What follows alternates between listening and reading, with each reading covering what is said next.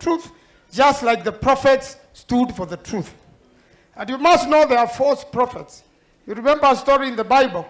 There was only one prophet who told the king the truth, and in fact was to be killed. And the rest of the prophet lied to the king, just as it is happening today. We need truthful prophets who follow the Bible and who listen to the voice of God. The Bible says any government which misuses the fruit and the harvest of the people is a cursed government.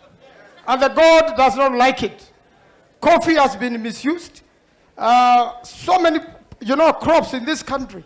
We are not even selling to and trading with the rest of the world because the Minister of Agriculture, which is devolved and is supposed to be with Governor Wavinya and the other governors, is still hanging in the national government. Health is still hanging in national government. Water is not being devolved. Roads are not being devolved. How do you expect the people of Kenya, who serve God and who pray God, to be served by such a government? So we want the constitution to be followed, and the bigger constitution, which is the Bible, to be followed, and the voice of God to be listened to, just the way Pastor Zola did it. Pole sana kwa kanisa, and mwisho niseme, please the church, stand up for the nation, and the nation will survive. Thank you, and may God bless all of you. God bless you. Wow.